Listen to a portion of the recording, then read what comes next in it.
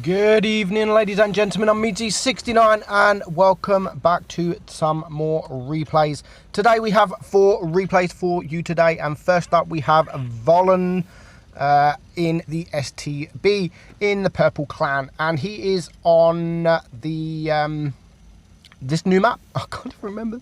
Normandy map. That's the one. I'm absolutely shit with memorizing names, pronouncing names and memorizing maps. Literally, I am shocking. So Vollen is on Normandy. I almost forgot again. On Normandy map, and it's a great map for the STB. Absolutely great, because the turret of the STB now has been buffed, and this position right here, it's got the gun depression to get the gun down, and it only really shows your turret. So it's a very, very strong position, and we're going to see him absolutely devastate the enemy team. So the T-54 has gone on a full YOLO run, which is absolutely perfect for Vollen, because now the E50 and the WZ-113 has taken their attention to the T-54, which means he can just get some free damage. So the Object 704 takes out the E50, so it is now the T-54 goes, so it is now 6 against 6. And now, for some reason, the E3 has just done the exact same thing. So Vollen is pretty lucky that he hasn't really had to move from this position, thanks to just a couple of his teammates that decide to go on a full YOLO. But look, it's literally taking the attention of the WZ-113. The FV-4202 is going. There is a waffle at the back that is probably focusing the E3 as well. So there goes the E3, and now he's probably going to have to start playing a little bit different, because he's got no more YOLO runners just yet. So he's going to turn back, as there is a couple of tanks that is starting to flank around, including the E100, the WZ-113, but he has got a TD, and most of his team are literally camping in spawn. I mean, what, 3 out of 5? The Object 704 is around there dealing with the FV-4202, and the rest of them are in spawn. So Vollen is now gone to help the Object 704, which is a great decision, because this FV-4202 is on his own. He is circling him, and for sure he would have killed him in the next shot. So he does take a shot there from the WZ bully. That might be his friend, I'm not sure. So now he can get back into a position where he can get the shots off. Again, he does get shot, but he gets a nice high roll there into the WZ-113. So he should have him just about on the reload, and he does manage to take him out to bring it down to a 5 versus 4.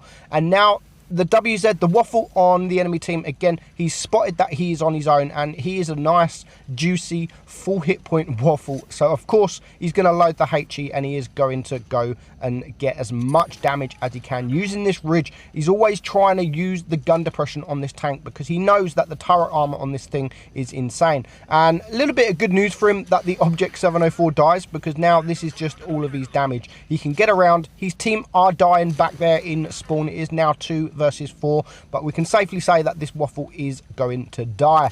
Oh, low roll there, 171. That's a bad low roll. That is, I mean, he probably hit the gun, I think, I'm not sure, but he took a nasty shot in return, and it's now him versus 3. It was a 1 versus 4. That was a bad mistake there. He should have aimed and taken him out, but he probably didn't think that he was going to low roll and only do a little bit of splash damage. So now he has to be careful. There is an Object 268 on the enemy team. There's an E100. Both of these tanks have the opportunity to one-shot this STB if they have a high roll. So he's not going to chase them. He's not going to go full YOLO. I mean, he's going slowly, and he's trying to spot anything that comes in front of him. So I'm not sure on the hit points. There we go. There's the Object 268, which was a 1 shot. Nice for him, and he can use this building to back up and reset his camo. So that's 4 kills, 2 tanks left, and he's on 5,800 damage. He needs to be careful of the medium though. We're not sure, again, we're not sure on what the hit points are on the medium tank. The E100, I'm pretty sure, is almost full hit points from earlier. So nope, maybe I was wrong. He's a 2-shot, but he is spotted. Unfortunately, he does get spotted. He's going to get shot there from the 120. Now he is a 1-shot to both tanks left. Gets a nice shot there in on the E100, so he's now a one-shot. But being a one-shot against the E100 and almost a, what, three-quarter full WZ-120, there is no way that he should be able to win this, especially as the WZ is started to rush, and he gets a bounce. He needs another bounce. He has to get another bounce no matter what, and I like what he's doing here. Reverse gameplay. He gets the shot, and now the WZ is a one-shot. Is he reloaded? Oh, what a lovely shot. Yes, it is auto aim, but that was just a fantastic shot, and all of a sudden it's a 1 versus 1. The E100 we know is there. He's going to start pushing one of those tanks in a minute. He's not spotted. There we go. He's going to start pushing one of those tanks, and he is going to come available. He's going to use the heat to try and get the shot in on the turret, but no need. The E100 makes a mistake and he pays the price. Very, very well played. You did get lucky Volans Nig Hog, 7,700 damage, 1,906 base XP, 1 versus 4 Kolomanovsky. So well done, and thank you for sending me that replay in. Next up, we have Foxtrot in the T49. This is a great game. This is a fantastic game. Really, really good. He is top tier. Well, there's what, three tier 7s, and it is an encounter game. So the enemy have 3 mediums, his team have 3 mediums and a light tank. So of course he is going to cross the river, which is probably the best decision considering there's so many light and medium tanks in this game. So he's going to cross. At the moment he hasn't spotted anyone crossing. Normally if they are crossing the river as well, as you come up this side, you do spot as they're crossing, and no one is at the moment spotted. So considering there is 3 medium tanks and no one spotted, I'm kind of guessing that everyone has gone the other way, and so is he. He's not waiting around. He kind of knows it, otherwise someone would have at least been spotted. However, his team they've all gone the same way. They are all around his area, but he needs to now do his light tank duties and go and spot some tanks. And hopefully, is there an AFK? Who else does this? Who else, if there's nothing spotted, who else goes around by the spawn area and hope that someone is an AFK? I always do. Never normally happens, but it's just like a great feeling when you find, especially if it's a higher tier tank as well, you just start rubbing your hands together and 3 damage. So he spots the Dracula. Not sure why the Dracula was still there. He's probably the only tank in the enemy team that shouldn't be there. He's the quickest tank, one of the quickest tanks in the game, but he takes a nasty shot for it. So now Foxtrot is going to get into the same position and hopefully start spotting some tanks. So now the Panther, the Tiger, the Panther 2, they are all now spotted. So hopefully he's going to have some side shots. He's not able to get some HE shots into it. He takes a blind heat damage. Not sure as of yet if that penned or not, but he is spotted in return, so he does need to be careful that he doesn't get shot. But he does have this rock for cover, so he's just going to stay there while he's on a reload, and as soon as his reload is up, he is going to poke out. But unfortunately, because of the gun of this thing, it only has heat and HE, he was unable to shoot that Panther because there was these block things or wood, whatever they are in front, which would have absorbed the shot. So that's probably the only bad thing about the T49 is them crate things, them pallet things. You can't shoot through any of those, so it is unfortunate. But he does have shots on the Tiger and he does take his first kill, bringing it now down to a 7 versus 6. I probably wouldn't have moved just yet because there is Panther and there is the Panther 2, but he is hopefully going to get the shot on the Panther. Not quite. Panther just backs up before he is reloaded. But now he is reloaded. His team is dying. Hopefully he can take out this Panther, who is a one-shot if he can even average roll. So he's going to go across, and just before he gets there, the Smasher takes the kill. So he can now get behind. Luckily he didn't shoot, so he already had a shell reloaded, and he gets a nice shot. But he is now getting shot from the Dracula from earlier, so he needs to be careful now. The enemy, there's only 5 tanks left alive, so he's actually ignoring the Panther, and I think he's ignoring the Dracula as well, and he's going to go for the red team that are attacking his team, which is a good choice, especially seeing that one of them is the AMX 51 100, or is it the one? No, the 100. So he can get a HE roll into him, a nice HE roll into him. And now this is where his team literally start vanishing. He's got all these tanks around. He's got the Dracula, the AMX. He's got tanks to his left. He is in a sticky situation, and he needs to get the hell out of there as soon as possible. There's a WZ there as well. Literally all 4 tanks are around, and he gets out without being shot at all. So he now has the rear of this AMX 50 100, does take him out, which was a nice shot. And again, he's going to go and help his Panther. He was intending to help his Panther, but he does get a nasty couple of shots in, and now that puts him down to 70 HP. He's going to wait. No, I thought he was going to wait for these guys to come around, and I like what he's doing. He's very risky. Like, he's playing it very risky. He's not looking at running away. He knows that his pattern is with him, so they can clear these guys. If one of these guys rushes around the corner like the Dracula is about to do, he can clear him, and the Dracula is low enough hit points for him just to poke out, take the shot, and get him gone for his 3rd kill. But now the VK is coming around the corner, which he has to move, and it is the VK and the WZ. Now the WZ was probably going for the wrong target at the just before. He had clear shots on the T49, but instead he was going for the pattern. But so the WZ is now gone, and it just leaves him versus a full hit point VK 100, which is probably one of the only tanks in tier 8 that you don't want to be left with when you're a one-shot T49. It is slow, but the armor on that thing, you're going to struggle to penetrate him with, especially frontally. If you shoot HE at him, it's not really going to do nothing. So I like what he's doing. He's rushing around the whole map, which is why I sped it forward. At least we know where the VK is, and he is capping. So he does get spotted, but he gets that shot off before he backs up. And again, I like what he's doing. He's now going back round the other side, but the time is ticking. There's only 30 seconds left on the clock. The enemy VK hasn't got time to cap, and he has to get this shot. 14 seconds. He has to get this shot, and he has to high roll. And you never guess what's going to happen. Of course he's going to high roll. Of course he is. 5 kills, and he ends on 6,200 damage. Top Gun, high caliber. He gets the Radleys, and he makes quite a nice sum of credits at 46,000. 1,574 base XP as well. That was a good win, considering the hit points he was on and the tanks he was up against. That was a very, very good win. So thank you, Foxtrot, for sending me that replay in. Next up, we have Bolt Carrier, my man Bolt Carrier in the Legion clan. Recently new to the Legion clan.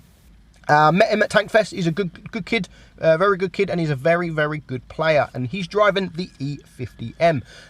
He's on Black Goldville. The enemy have 2 mediums, they have 3 mediums, so his team are mostly going left. So instead of just sitting right and hoping for the best, he's gone to sort of meet his tank his teammates halfway. So I like the fact that he done it early. He didn't rage at the team going left. He just joined them, and that is what you should do. Like, if this map, most of the time people go right, fair enough. That is probably the way that most people do go. But if your team go left, I mean, don't rage at them. Just go left with them. I mean, if you're all together and you're all around the same kind of area, having some support fire, then it doesn't really matter what way you go. So luckily, he's going to get some shots in on the Death Star. Now, the Death Star is paying his attention to the Progetto, who sadly loses his life very, very early on. He could have stayed alive a little bit longer, so Bolt Carrier could get a few more shots on the Death Star. Progetto 65, don't know what the mouse is, with his middle finger up. Don't know why he does that for. Didn't really cause any issues to the mouse. He has to be careful now, because now the enemy mediums have started flanking around. There's the Hori, which is my man Batman from the Grump clan in the test tank. So the enemy are mostly now flanking around, and again, I love the aggression he's playing. He's standing his ground and he's going to fight. Now the Progetto is going to run away. Batman is going to make a big error, and probably actually a game costing error. Not just him, I mean a lot of the enemy make errors, but he makes some error. He goes on a little YOLO run. So 2 tanks down now to the enemy. So it is 5 against 7, and there's still a lot of work to get on with. Now, there is the Object 268 there. Hopefully, he can get a shot on the side before he goes around, and yes, he does. T-54 is about to die. The 263 is now dead, so it's now at the moment a 4 versus 7. And I love the fact that he's staying put, and he's just looking around the map to see what kind of shots he can get, and he's still getting the shots off. There goes the T-54, and all of a sudden, it is a 3 versus 6. And here comes the YOLO run from Buttman, and he's going to pay the price. He's trying to wiggle, and then watch this, he's just going to go round. Bolt Carrier is going to go closer to him, and now at the moment, there's not much he can do because he is in the middle of the open, and Bolt Carrier is just going to be able to get the side. And again, I love what he's doing here. He's using the Hori as armor and protection from the Object 268. So I like what he does there. Great. The Object 268 shoots, which now he's going to use that opportunity to flank around and hopefully get behind him. But the Object 268 does exactly the right thing, and he backs up to the building. He backs up to this rock, sorry. So Bolt Carrier can't circle him. But Bolt Carrier now has the DPM over him. He's getting one shot. He's now a one shot. It's a 3 versus 4. He has to take him out. Otherwise, he is gone. And there he goes for his second kill. And now here comes the Progetto 65. He's going to get in. He's going to get a shot. The Progetto needs to either low roll or bounce because he can take him. He's going to low roll. Ooh, very risky there. Very risky. He does get a little bit of help from the IS-7, which probably saves his life. But now it is a 1 versus 3 versus 2. He gets a lovely bounce there from the standard B, a second lovely bounce there from the standard B. 32 hit points he's on, and he's just bounced twice pretty much from the rear of this standard B. So 2 tanks left, the Mouse and the standard B. Bolt Carrier is on 6,200 damage. He's done a remarkable job. He's now going to wait for the Mouse. He's going to wait for the Mouse, going to get a nice shot. And again, how lucky can you get? And he gets another bounce. He's got time to aim. He does unfortunately bounce, but he is going to now back up. He's got the IS-7 there for protection, so hopefully the Mouse goes for that IS-7 so he can just sit back. And now the Mouse is shot. He is able to get the shot off. Now bringing it down to a 3 versus 1. And this standard B is taking his attention to that Object 268. So he is able to get up, get a HE. Probably there's a little bit of a low roll there for HE, but that does push him past 7,000 damage, and he is going to get the kill for his 4th and final kill. 7,562 damage, 1,673 base XP. Well played, Bolt Carrier, and thank you for sending me that in. Last up, we have the FV215B, and it is driven by Bubba Vernon 73 from the MM clan. Now, he's going to push the middle. It is Supremacy, which this map on Supremacy is the middle where he's going isn't as good as it is on Encounter, because the hill is raised a bit where he's going on Encounter. So he can use the gun depression and he can use the turret. However, it is still raised, so you can still use that, but just not so good. And he's opened up pretty much a few of the enemy already, including the Mouse, the whatever the other tank, the medium tank is. The enemy have caught A, they're caught B, which is the standard. Again, everyone really should be doing that on this map. They are easy caps to take without getting shot in return. So he gets his first bounce from the 30B, and he gets a nice return shot into him. And he's now just going to wait, and he's going to try and come up sideways to get his gun depression, and he spots the Object 268.